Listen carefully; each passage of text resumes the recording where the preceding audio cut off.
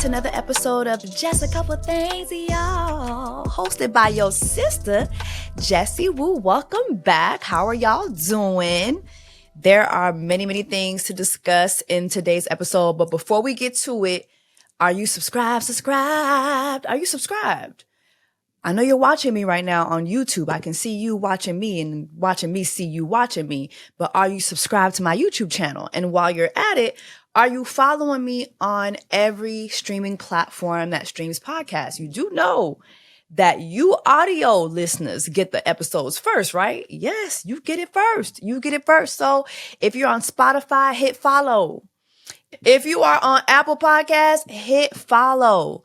Look for Just a Couple Things podcast on every streaming platform that streams podcasts. Make sure that you're following me and that you're getting the audio first. Okay, we're recording this on May 6th. Yesterday was Cinco de Mayo, and no, I did not celebrate because I don't like what's going on with the Mexicans. I don't like what this country, well, not this country, what Donald Duck is doing to the Mexicans. Okay. So no, Cinco de Mayo is not holiday time, okay? Shout out to Joan Clay. Cinco de Mayo is holiday time. Not this year, it ain't, ho. Not with all the racism going on with the Mexicans and with the Latin community. Not with everything going on with I will vote for Donald Trump. No, ma'am. I did not celebrate Cinco de Mayo. However, I did go to, I think it was a Mexican restaurant over the weekend. It's called San Paulo or something like that. San Paulo here in Atlanta. It was really nice. It just was dark as hell. I don't like those restaurants where it be so damn dark that I can't read my menu. Like, that's not ambiance. That's just like, what's going on? Like, there's ambiance and then there is, okay, are y'all on the run? Like, what's going on? Is ice outside? You know what I'm saying? Like, I don't like that. But the food was good. The drinks was tea. I liked the food and I liked the company that we had. But I just didn't care I don't like when restaurants are too dark. I just don't like that. How was y'all weekend? What'd y'all do? For the most part here in Atlanta, it was raining a lot and now it's been so cold. And I think maybe the rain ushered in a cold front. I don't know, but it was raining so much, especially on Saturday. I was supposed to go to a birthday party, but child, it was raining. There was a tornado watch. It was lightning outside. I lost power, child, so I didn't make it to the birthday party. I did text the birthday girl, told her I couldn't make it, but she left me on red. I get it. Sometimes it just be annoying. Like when it's your birthday, you don't give a fuck that there's natural disasters outside. I don't care, girl. If it's a tornado, ride it. I don't care. So I guess that's why she ain't answer me back. All right. Well, happy birthday. This upcoming weekend is Mother's Day weekend. What are you guys doing for your moms? Can I say something that might be a little just not nice? I don't like Mother's Day. I actually just do not like Mother's Day. And I don't know. I think it has to do with maybe the fact that I just have never really had a good relationship with my mom. And then like Mother's Day comes and it's supposed to be like, oh, mama, you know, I love you. You know, I love you. You know what I'm saying? But it's like, girl, like we don't have a good relationship. Like I don't want to be fake on Mother's Day. You know what I'm saying? And I know that might get me dragged, but I just do not like Mother's Day. And I just was thinking about that today and I'm like, dang, you know, one day I hope to be a mother, but I pray that my children don't feel the way I feel about my mom because it's just not good. And I don't know, maybe it's a firstborn daughter thing. You know, some of y'all get really triggered when I talk about like firstborn daughter experiences. I've noticed that. I even had like one of you guys stop me recently at a restaurant and pay for my brunch and tell me that when I talk about firstborn daughter experiences, like how it touched you. It's one young lady who came up to me. I didn't realize she paid for my brunch until it was time for me and Mr. Easter to pay, and she had already paid for it. But I know I talk a lot about my daddy being a crackhead, but I think it's just so taboo to talk about mothers in a certain way, but I think we need to have more open discussions, especially those of us who have deep mother wounds. I think there need to be safe places for us to discuss like our moms and what happened to us and what some of our experiences were and, you know, what we're doing to heal from that. I found that time doesn't heal all wounds. And actually, the older I get, sometimes the more pissed off I get when I look back at my experiences as a child with my mother. Because like the older I get, I have more understanding. And so I'm able to look back and be like, wow, like you actually said that to me, like, or you did this to me, or like you let that happen, like, you know, like it kind of makes you think like, damn, like you just really didn't fuck with me. You gave birth to me, but you didn't fuck with me. So yeah, those are kind of my thoughts on Mother's Day. I just don't like it. And I feel like it's a day where so many of us who do have like those mother wounds, we have to be Happy Mother's Day. And that's just not going to be me this year. I'm not even going to try to fake it. Drop in the comments and let me know if you can relate. Speaking of mothers, Rihanna is pregnant. So it was Niggarachi night, okay? Last night down to the Met Gala, okay? It was Niggarachi night, okay? The niggas was outside, okay? Black people was outside. Everybody looked it good. And in Rihanna fashion, she didn't give a damn. She was outside walking in the street with an umbrella. Ella, it. Rihanna basically announced that she is pregnant with her third child. So congratulations to her and Mr. As Soon As Possible. Mr. As Soon As Possible, please. Do y'all believe in pulling out? There are pictures of As Soon As Possible, Rihanna, Sierra, and Russell Wilson together. And somebody said the impregnators. Baby, that's just a couple those are two couples who cannot stop having kids. I think it's so cute that they both have 3 children. Well, I mean, Rihanna has one on the way, but 3 children, each. I think it's so cute. And so many people were praising Rihanna and Sierra for, you know, posing in pictures together. We remember the Twitter days, baby. Do y'all remember Rihanna on Twitter? She was hell on earth. And people loved it. Like, we loved it. And I think it's so crazy because people really pick and choose who they love seeing be diabolical. Rihanna's one of those people who like people love, but then like other people do similar things. Oh my God, how could you do that? How could you say those things? Anyway. But Rihanna, you know, she was outside in the streets taking her pictures, and she finally came to the Met Gala, took pictures at the end, child, right when the carpet was shutting down. She said, oh, by the way, anyways, I'm pregnant. Okay. I'm pregnant. Here y'all go. Her outfit was chef's kiss. Chef's kiss. Beautiful. This is one of my favorite makeup looks from Rihanna too. Like, she just looked gorgeous. And it just looks like this pregnancy is not whooping her ass. I feel like the more pregnancies you go through, the less you like. I think mothers just get, you know, accustomed to carrying children, and it's like, all right, third time's a charm, okay. So she looks radiant. Another one of my favorites was Lauryn Hill.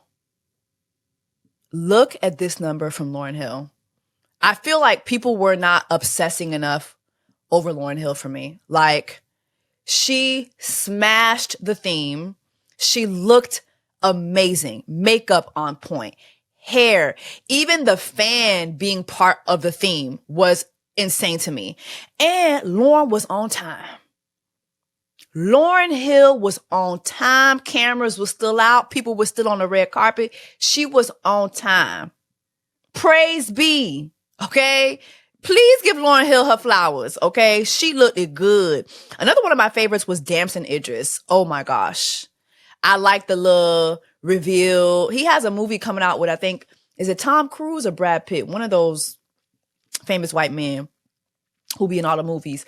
And I think he's going to be playing like a NASCAR driver or something like that. So that's what the reveal gave a nod to his movie that's coming out. The tailoring, oh my God, amazing. Tiana Taylor, I feel like Tiana Taylor always gets it. Like, Tiana Taylor never misses. Never, ever, ever misses. My goodness. Mindy Kaling looked like she was about to free the Haitian slaves, period. During Black Women's Haitian Independence, Black Women's Month, she looked like she was about to free the Haitian slaves. Mind you, actually this month is Haitian Flag Day, my bad. But Mindy Kaling was giving l'ouverture down, bitch. It was giving liberté ou la mort, period, ho, okay? She looked like she was about to free the Haitian slaves. I know that's right. Halle Berry, yes, she was giving us coochie print, period. I'm not a lesbian, but I feel like if there was one coochie print that I would love to unveil, it would be Halle Berry's. Halle just gives I feel like Halle got honey bun coochie. You know how when you put a honey bun in the microwave, y'all ever put a honey bun in the microwave? I'm from Dade County. We used to get the little honey bun, put it in the microwave for 30 seconds, take it out, and eat it immediately. I feel like if Halle Berry coochie had to taste, it would be a honey bun. I thought she got that honey bun coochie, period. Speaking of coochies, Coco Jones. Yes. Coco Jones. You need to step out of your element more often. I feel like Coco Jones always gives us very tamed lace wig, tamed curl. She's going to give you a gown, a nice dress, a nice cord. Girl, this suit on you, yes. Oh my gosh, you need to step out of your element more often. Please. This was sickening for me. Coco Jones, 8 down. I feel like she's another underrated look. I don't think she's getting the praise she needs for her look. Keith Powers. What a beautiful man. You looked amazing. Just amazing. From the skin to your manicure, whoever, the tailoring. Oh my God. It just was beautiful. Keith Powers looked beautiful. Future. What the hell is this? What's going on? You know that one auntie who comes out on Thanksgiving, after 50 years of being gay and the whole family knew she was gay, she finally just let us know that she'd been eating coochie. She'd been, carpet munching for the last half a century. And it's girl, we all knew you was gay. But, she finally want to have her Diana Ross moment. I'm coming out. It's giving that. It's giving Wanda Sykes. I don't know what the fuck Future was going through. I don't care how many Met Galas I see, no one will ever outdress Chadwick Boseman to me. Do y'all remember Chadwick Boseman? May he rest in peace. That man ain't got no business not being here.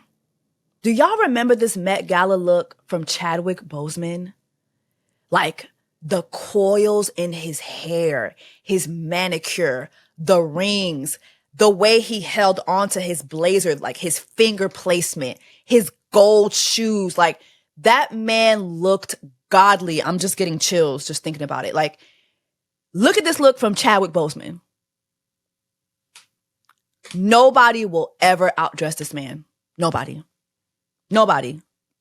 I don't care. Meg Thee Stallion.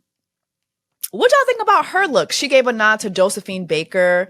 A lot of people weren't feeling it, and I saw people saying it wasn't on theme. I mean, apparently it was on theme. Listen, who am I? I'm not no fashion judge. Who are I to judge? Who are me to judge?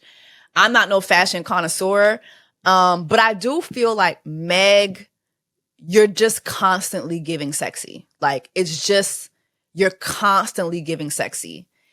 I would have loved to see you in something more masculine. Give it to us. You're tall. You have long legs. Your body is statuesque. I'm tired of seeing your titties. I get it. You have nice titties. You have a nice body. You're gorgeous. But I would have loved to see you get your Tiana Taylor on. Like, get your Janelle Monáe on. Like, step outside of the sexiness. Recently, speaking of Meg Thee Stallion, she was on live recently, and she's been getting a lot of criticism for her last single. I think it's Whatever Ho, it's Whatever Bitch, something like that. I did take one listen to it. It wasn't that great. A lot of people are criticizing it, and she was on live talking about it for a little bit. Here's what she had to say. Something gotta change from the hotties and me. But, you know, she says something gotta change between the hotties and her. And a lot of people keep saying that it's your flow. Like, it's Megan Thee Stallion's flow. She has the same flow. I don't agree with that. Megan Thee Stallion can switch up flows. Like, she has like a good 4, 5, 6 different flows. Sometimes she gives us like several flows in one song. I don't think that's the problem. I think Meg Thee Stallion's problem is your hooks. Your hooks suck. It's whatever ho, it's whatever bitch. That's not a hook to me. That's not a hook that hooks me in and sinks me in. That can be like a pre-hook. That can be like a callback. That can be something you do maybe, you know, towards the end of the first verse. And then like when you make the second verse, maybe you make the second verse shorter, and that's like used as a pre-hook to get to the real hook. Kind of like a callback situation. But Meg Thee Stallion, to me, your problem is your hooks. That's it. Like, there's a reason why Savage did so well. You didn't write the hook. That hook came to you. Okay. I think in the beginning it was great. Like, you know, the mixtape eras, the first, you know, album, cool. But it's like when the hooks have to be repetitive and attention grabbing. Okay. So much so that you don't even care if the verse is bad. For instance, let's talk about Future, for instance, right? Future is not the strongest rapper, but he's going to give you a hook. He's going to give you a hook. Okay? Drake is a phenomenal rapper. He's also good at giving you a really good hook. But if you go through his credits, he's not the one who always comes up with his hooks. Let's go to Beyonce, right? If you go through her credits, she's not the only person who writes her songs. Sometimes you go and you look up a Beyonce song and there's like 10 writers on it. Even the greatest songwriters know, hey, let me tap into some other talent for hooks. Some people are just good at writing hooks. I think that you should tap into those people, Meg Thee Stallion, because the hooks ain't hooking. That's just my personal opinion. I don't think it got anything to do with her rap skills. I don't think it has anything to do with her flow. It's just the hooks. It's the hooks for me.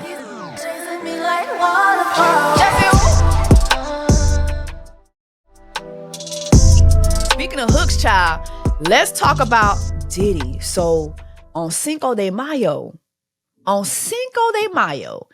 on Nigarachi night with the Met Gala, the Diddy trial began. And so they began with jury selection, and you know, you're going to have both sides looking for jurors that they would prefer to have on the jury so that their side can prevail. You know how the game goes.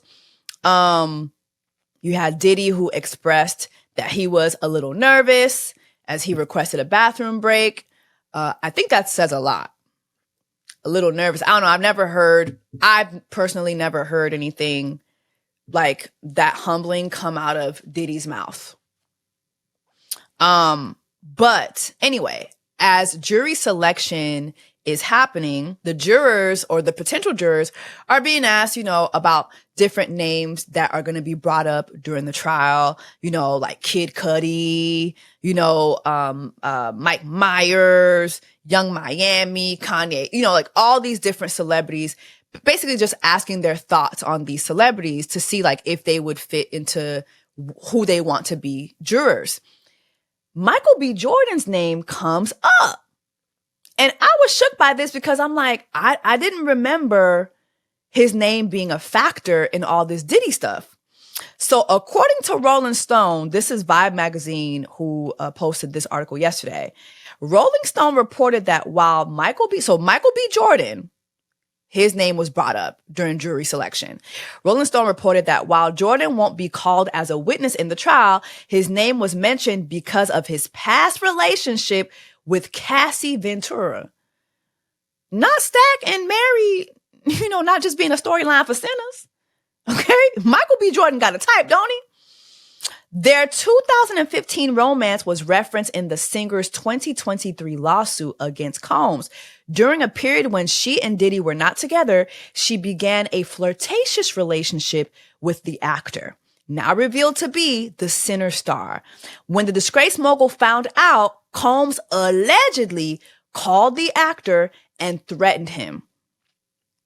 Child, Diddy threatened Michael B. Jordan so bad that, according to Rolling Stone, the actor proceeded to call Miss Ventura and tell her, you really need to call Diddy.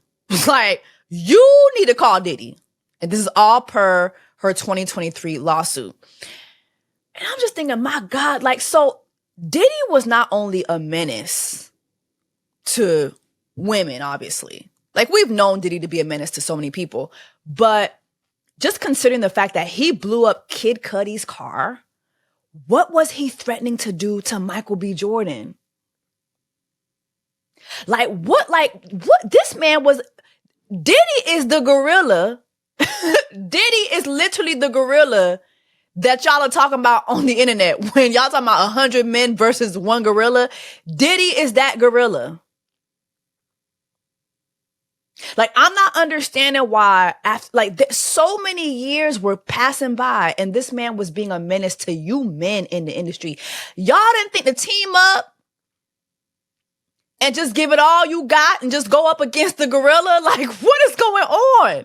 This man was a total menace. A total menace.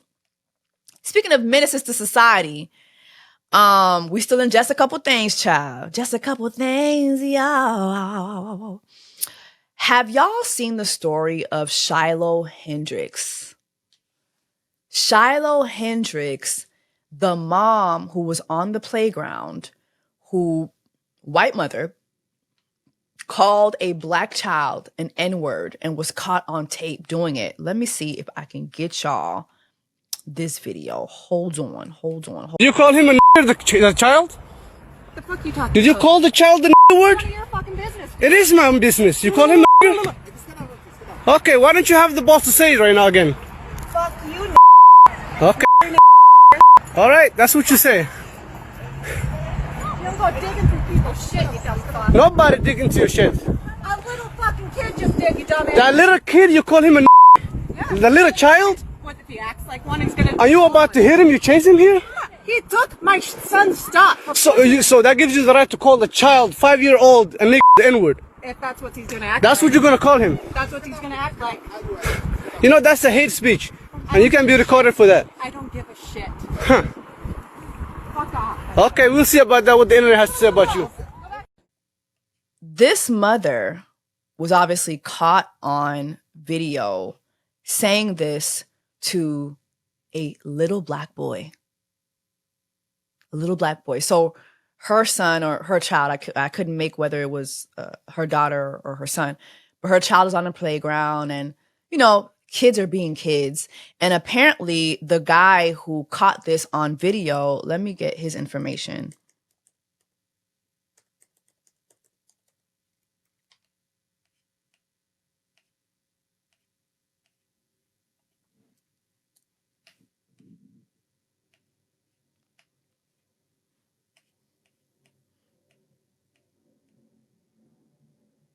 Per People magazine, the video of the Minnesota woman who has been seen, who has since been identified as Shiloh Hendrix, began circulating on social media after she seemingly called the 5-year-old an N-word on a playground in Rochester on Monday. The man recording this video, who has since been identified himself as Sharmaik Omar, told the outlet that he knows the boy and his family personally, and this is a little autistic child.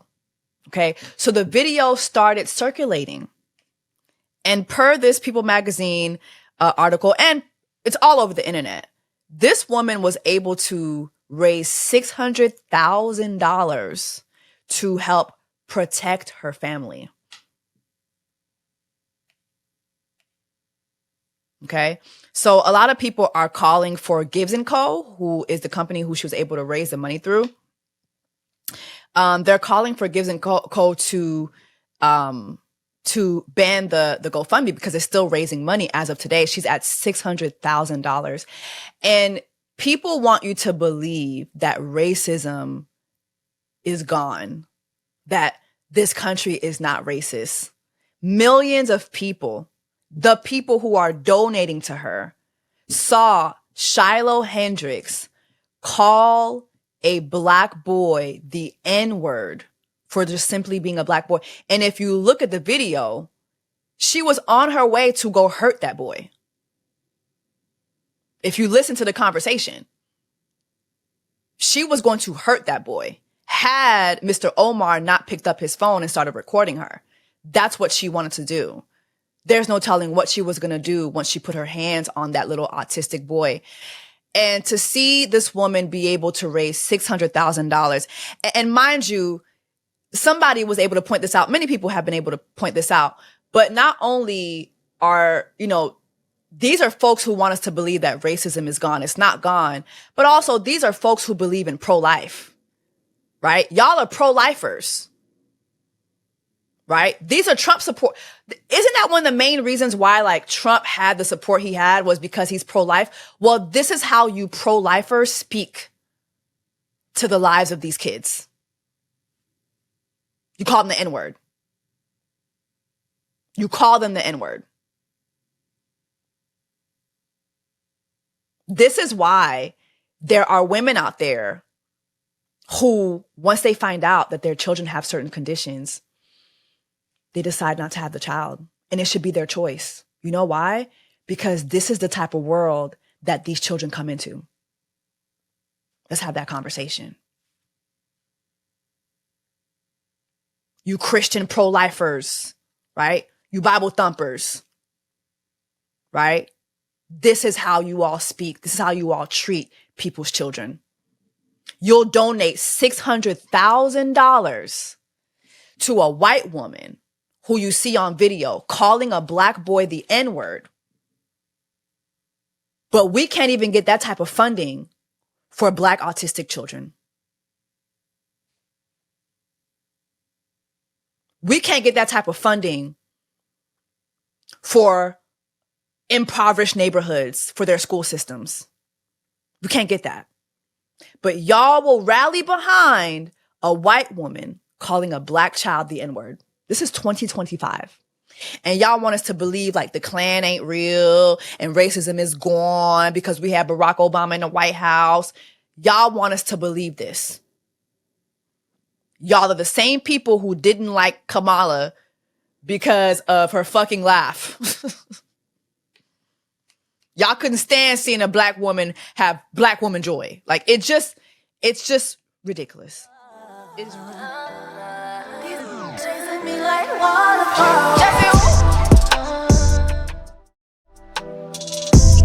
all right, let's get into what did I just watch? What the did I just watch? All right, y'all. So there is this series on Netflix called 4 Seasons. Have y'all watched it? Have y'all watched it? It is so good. It is so good. It stars Steve Carell, Coleman Domingo, Will Forte, and it was created by Tina Fey. It is a brilliant series. And honestly, it is a solid binge. It is funny. It just tugs at every emotion. So the gist of the show is basically there are these 3 couples who make up this friend group of 6 people. They're all in couples. And Coleman Domingo is gay, period. Love to see it. He was getting chowed down on. Okay? I thoroughly enjoyed it. Yes. Be who you are for your pride. Yes, God. But anyway, so these are 3 couples who are friends, really close friends, and they've been friends for like 40 years, okay? And every season they take a trip together. So they have a winter trip, they have a fall trip, they have a summer trip, they have a spring trip, which I think is amazing. But also, as me and Mr. Easter were watching it, I was like, dang, like that is goals. Raise your hand if you find it hard to rally your friends. Like, I feel like in my friend group, I'm the one, like, it's me and my man who's always rallying up the troops. And to be honest, I'm kind of tired of it. Like, I'm going to still do it, but it's kind of tiring. It's kind of like, damn, okay, so if we don't plan nothing, we not going to see y'all motherfuckers. Like, so if we don't plan nothing, we had a really good bowling night back in February. And it was so good. Like, everybody just left, like, feeling like, just full. Like, you hanging out with your friends. It was great. And then it was, all right, we'll see y'all next month. And we're just waiting to see, like, okay, who's going to plan? Because we planned it. So we're looking for who's the next couple that's going to plan? Child, March came and went. And there was one day when me and Mr. Easter were looking at each other. And he said to me, you know what? If we don't plan shit, we ain't going to see these people. And it's so true. It's like, no shade. Like, I love my friends, but it's like, okay. But anyway, I'm just saying that because as I was watching this series, I'm just like, dang, this is goals. Like, to see these friend groups come together and do these trips, I think it's amazing. Here's the gist of the series, right? So 3 couples, they're best friends, and they take a trip with each other every season. So I think that's why they coined it 4 seasons, which I think is brilliant because there are 4 seasons in a year, period. So I think it's like the first trip of the series that we see, right? I think it's like spring. And they're all, I think it's Steve Carell's character and his wife that planned the trip. And they're all staying on like one of their properties.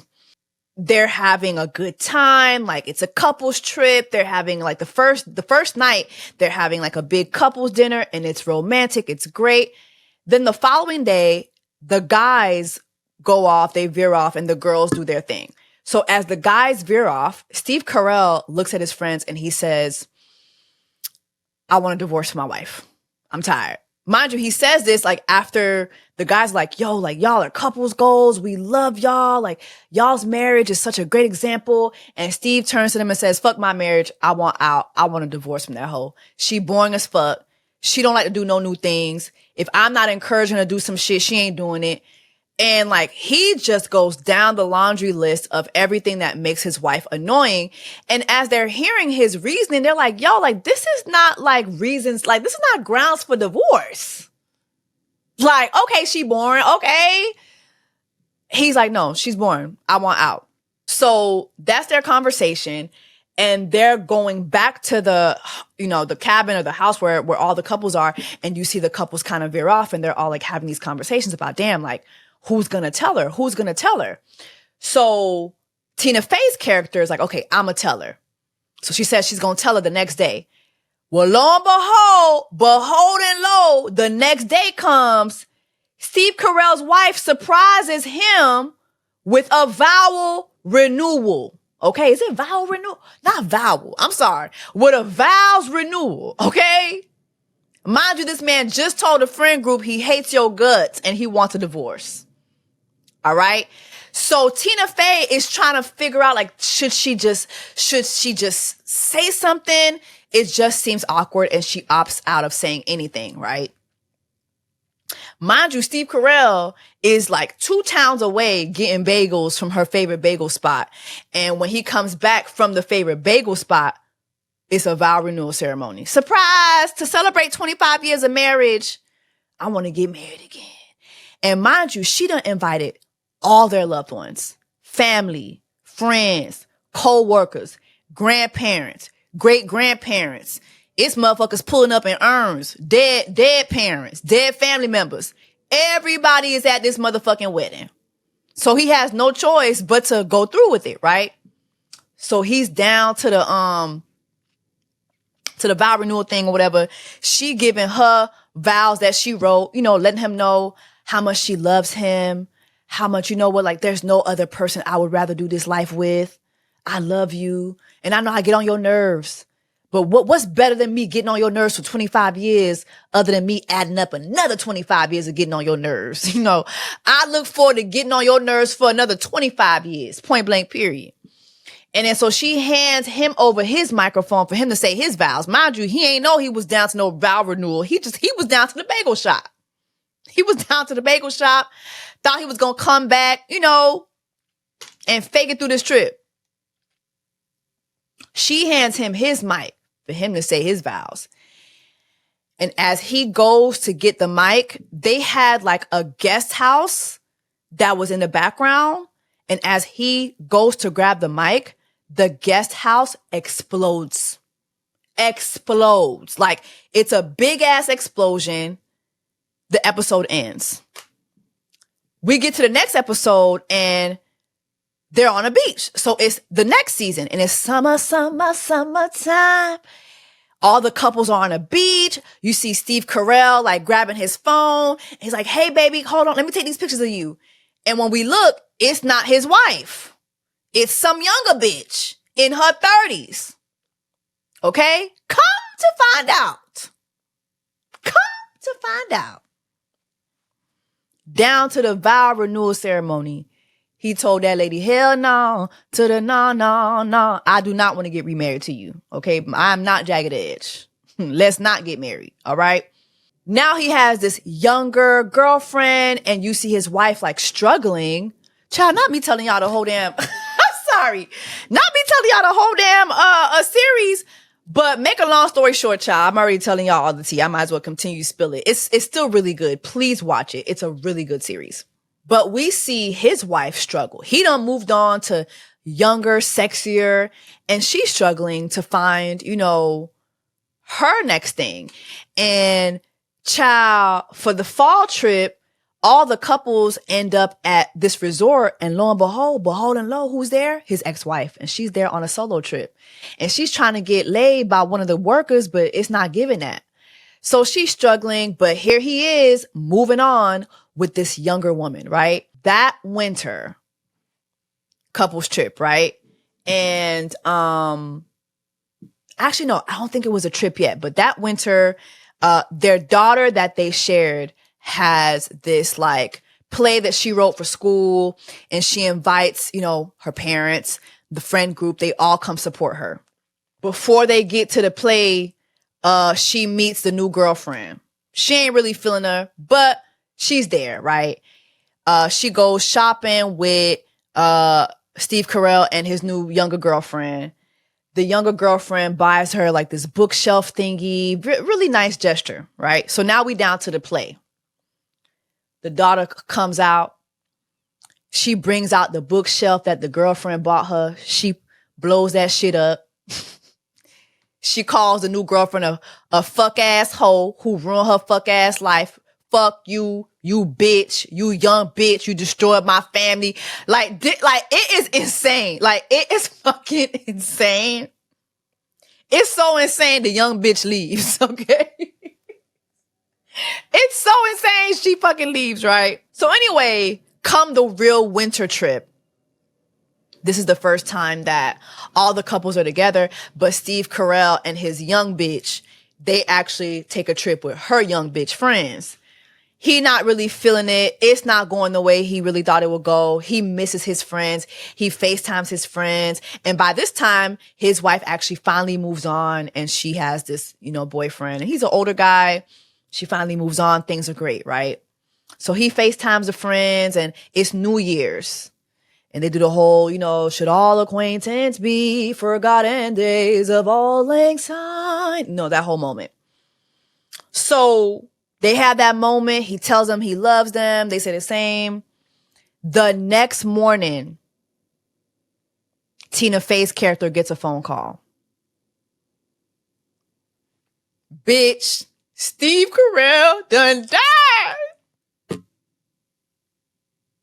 He at the crossroads, bitch. He's at the motherfucking crossroads. Apparently, they got in an accident. They was all, when he was with the young bitches, they got in a car accident. He was the only person not to survive the car accident. It's time for the funeral. It's time for the funeral. The young bitch wanted to speak at Steve Carell's funeral. The wife said, absolutely the fuck not. They couldn't find an urn in time. They put this man's dead ashes in a red hill. The show is so unhinged. It's so unhinged. After the fucked up funeral that they have for this man, the young bitch comes in and she's like, wow, like, y'all couldn't just give me 10 minutes to talk about the love of my life? Like, I couldn't even get 10 minutes. Lo and behold and lo, she pregnant. That's where the story ends. That's where the series ends. It's really good. I hope I gave y'all a good wrap up of the story. It's actually a very, very, very good series, and I can't wait till season 2. But is it me or Steve Carell been dying a lot lately? Like, the morning show, he died. Now this, like, is there something in your contract, sir? Like, are you what's going on? What's with the sudden deaths? Didn't he die in a car crash too in the morning show? What's going on with your contract, Steve? Like, I don't like that. But drop that in the comments. Let me know if you watched the 4 seasons. I think it was amazing, amazing, amazing. 5 stars. 5 stars, 5 stars, 5 stars. Okay, so there is another what the did I just watch moment that I did want to talk about. I don't watch Basketball Wives, but this clip actually came across my timeline and I did want to discuss it.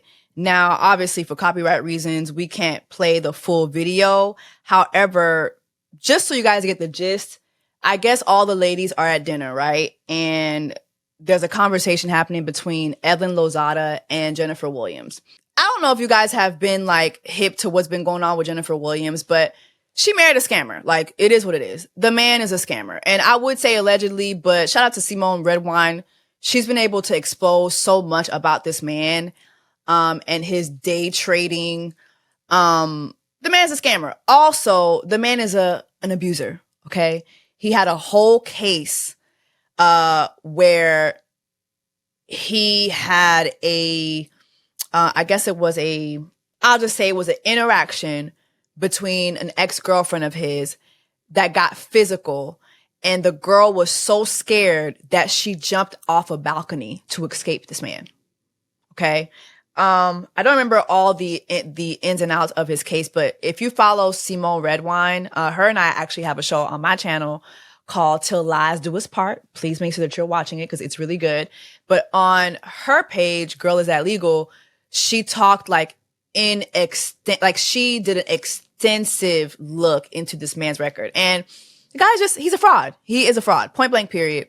But anyway, so Evelyn Lozada and Jennifer Williams, they're having a dinner with the rest of the cast members. And I don't know how this comes about, but apparently Evelyn Lozada's cousin is one of his victims. So the man has been sued by several people for owing them money, for scamming them out of money.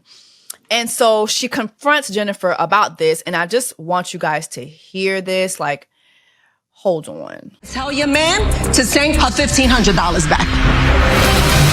I'm going to give you context of what I'm talking about. You don't have to show me anything. I know you want to deny that it's not happening, but it is, girl. I'm not interested in it. So all the victims, the lady that's on disability with 30,000, you don't care about these people? Christian doesn't even know who that woman is. Oh, girl. I get it. That's your man or whatever. But sometimes a motherfucker will bring you down. Would y'all do this to a friend? Like, would you confront a friend like this? I just want to know. Cause like from what I've seen, I don't watch the show, but I've seen enough like on my timeline over like the past like year. Jennifer knows who she's with. She doesn't care. Okay. So watching Evelyn say all this to her, I'm just like I get it, but she doesn't care. I wouldn't waste my breath. I would not waste my breath. Now, I do understand that it's kind of knocking at Evelyn's door because it is Carl's cousin, but I would just let Carl handle that. Like, not me. You know what I mean? Like, I just feel like a lot of times when you have friends like this who are in fucked up relationships and you try to intervene and try to like, I just feel like now you become the bad guy. Your friend knows who they are with.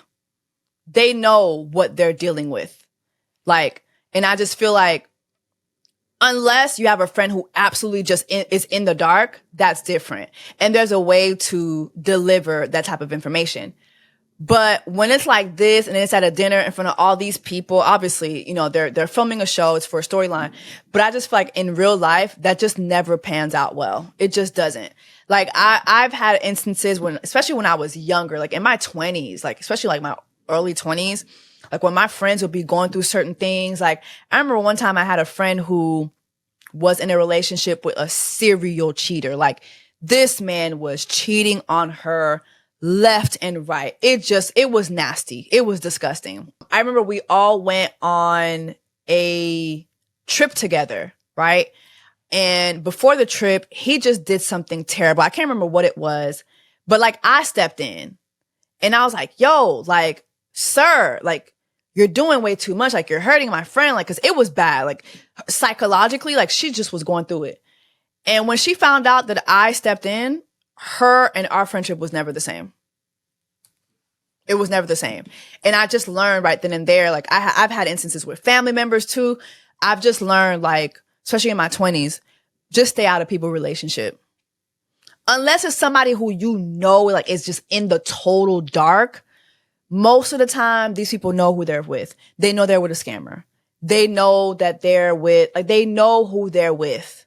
And you're just wasting your time and you're going to become the bad guy. So you have a decision to make. It's either you keep being friends with your dumbass friend or you leave them be. You part ways. Drop in the comments. Let me know your thoughts on that. All right, y'all. Let's get into Set It Off, I Suggest.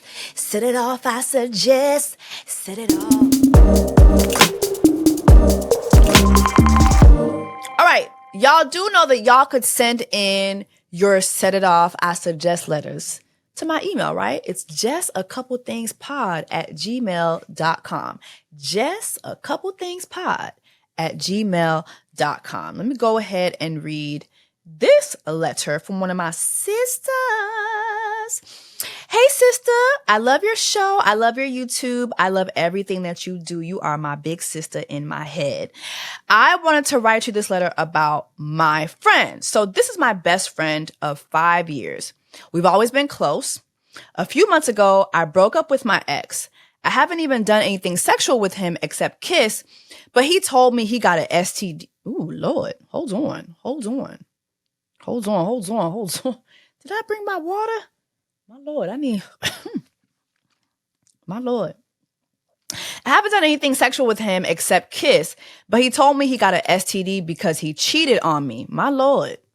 Suddenly, when we broke up, my best friend started being snappy, passive aggressive, and just completely off around me. She'd make small comments about my appearance, or she'd say something about my sports and how I do in them. And now she's telling me she's hooked up with him? Girl, what? And she talks about me with him. I'm not stupid enough to not realize they make fun of me behind my back, but still, it's been going on for weeks, if not months. And I don't know if I'm overreacting or if I have every right to cut her off and not even tell her why. I'm sick of her and will not tolerate genuinely hateful words. Should I communicate with her? Girl, I have so many thoughts. And she actually gave me screenshots. Oh, wait a minute. Okay, she actually gave me screenshots. Okay, so this is the best friend. OMG, today the funniest thing happened. I was in English and so and I were talking and he mentioned how sometimes he's hugged you and feel a roll or two. This is her best friend texting her. What? So she answered back, excuse me, how is that funny? Her best friend says, because it is. I'm at his house right now too, and he told me how you snore so loud sometimes he get mad because he feels like you're a man. You look like a man too. OMG. That was not me. So she responds, wow, how kind of you. I'm sick of this shit. First you insult me every day, whether it's my appearance or performance, and now you're hanging with my ex. And she said, yeah, I already got with him, so I don't really care about how you feel. Plus, you're missing out. Girl, are you sure this is not your best friend, girl? Now, wait a minute now. Now, hold on. We're using best friend are we using best friend wrong? It's not giving best friend, sister, at all. So she responded, I'm not missing out on anything. I broke up with him because he has an STD. Don't ever text me again. So the best friend replies, what the fuck? You're lying because you're jealous. You just want him back. What the fuck is your problem? You actually have issues. Like, I cannot believe you're throwing out friendship away over a guy. What? And then her best friend sent her this text message. Hey, I just want to apologize for all the things I said to you. It was messed up of me to get with your ex and then not believe you when you said he had an STD. I'm sorry. Girl, did he give your best friend a clap? What is going on? You know, this is actually triggering to me because unfortunately I can relate. I think I have a podcast episode where I talked about how, like, back in the day, I had a best friend who I had to come to terms with, like, realizing this girl hated my guts. And the episode is somewhere. If you look at my playlist, you'll see it from my Jess a Couple Things playlist. But there was a time when her and I had a fallout. Like, I can't remember what happened between us, but her and I had a fallout. And while we had our fallout, she started hanging out with my ex who had been trying to get back with me. He and I were having like a on and off phase, and she started hanging out with him. She started working out with him at his house. It just was so weird. And I remember back then just kind of feeling gaslit, like, oh, we're just working out. We're just like as if like nothing else was happening. Like, even if nothing else was happening, too much was happening. Because why are you going to hang out? Why are you going to work out with my ex at his home? Like, why are you doing that? Y'all weren't doing that when I was dating him. So what is that all about? Girl, your best friend actually hates you. She hates your guts. And whatever he got, if he had a little gonorrhea, I hope she got that. He had the claps, I hope she got whatever it is. I hope she got it. I hope she got it. I hope she got something that burn. Let it burn, let it burn. Gotta let it burn. Let it burn. Yeah, because why would you do that to your best friend? This is obviously somebody that you truly, truly hated. Like, you truly hated this woman with your entire heart. But y'all are young. Y'all are still in school. I get it. I mean, when this happened to me, I was like fresh out of college. Like, it was like my college years. It's either when I was still in college or coming out of college. I can't remember. I feel like life just gets scrambled sometimes. But yeah, like, she hates you. And honestly, the signs were there. The signs were there. When I look back at that friendship, that best friend that I had, she was very male-centered. Very male-centered. She could not deal with not being the center of attention. Even if if we were out with like our men, if we were like a couple's night, she would have to do something that would like get the attention of everybody's man.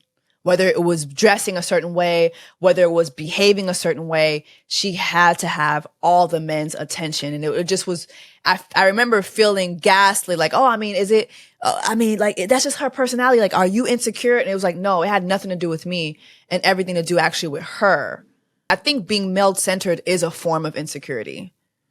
Like, always looking for male validation and male attention, it's a form of insecurity. But anyway, girl, this girl hates you. Honestly, I would just let her be. This is a good friendship to just quiet quit. Just quiet quit. We don't need to have a conversation. You don't need to have a conversation with every friend about everything that they do. Your friends be knowing what the fuck they did. Your friend knew. She knows what she's doing. Just quiet quit. Period. No conversation needed. Drop in the comments and let me know your thoughts. And honestly, too, like as you're leaving me a review, make sure that you leave me a review. If you're listening to me audibly, leave me a review on every platform that streams podcasts and make sure it's 5 stars. Cause I'm a 5-star what? A 5-star bitch.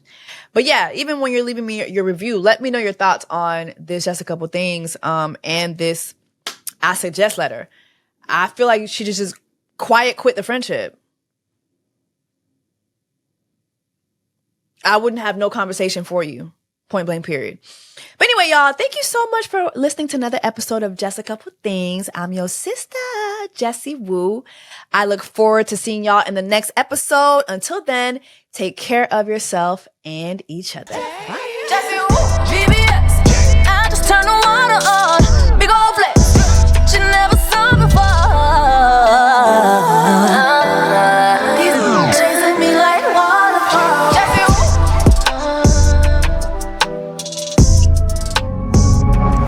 Pioneer.